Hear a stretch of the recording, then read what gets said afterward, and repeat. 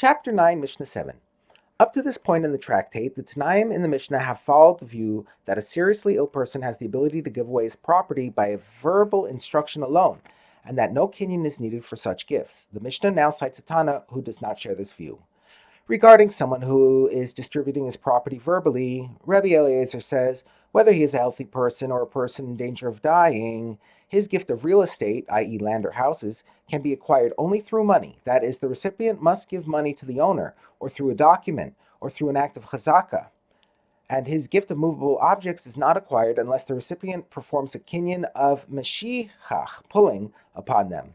According to Rabbi Eliezer, the sages did not make any special decree allowing a seriously ill person to transfer his property verbally, and his gifts are valid only if a kinyan is made to acquire them, just like the gifts of a healthy person.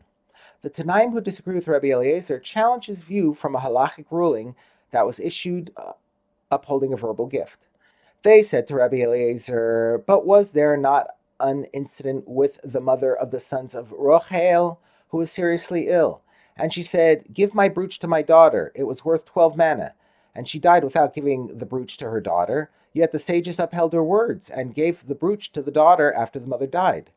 Does this not prove that the verbal gift of a seriously ill person is valid even if no kinyan is made? Rabbi Eliezer replied to them, you seek to bring a proof from the sons of Rochel? Let their mother bury them. The sons of Rochel were wicked people, and therefore the rabbis penalized them by taking the brooch from them and giving it to their sister, although she was really not entitled to get it.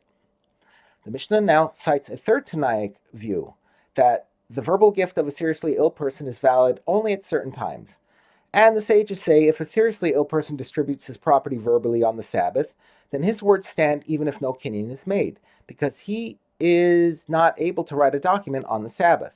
According to the sages, the decree that a verbal gift of a seriously ill person is valid was stated only when the ill person is unable to transfer it in a normal way with a document.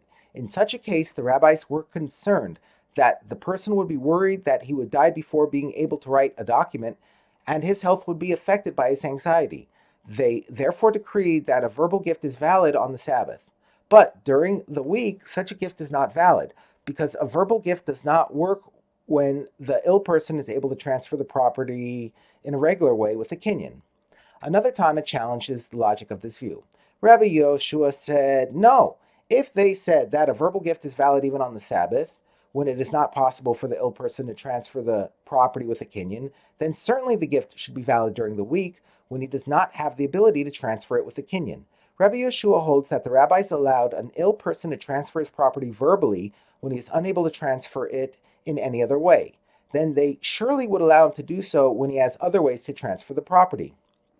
The Mishnah cites another dispute between the sages and Rabbi Yeshua that is based on similar logic. Similarly, the sages said that one may acquire an object for a minor, who cannot legally acquire it for himself. But one may not acquire an object for an adult. Since the adult has the ability to acquire the object for himself, the sages hold that no one else can do so for him. But Rabbi Yeshua said no. If they said that one can acquire objects even for a minor, who does not have the ability to do so for himself, then certainly one can acquire objects for an adult, who can acquire them on his own.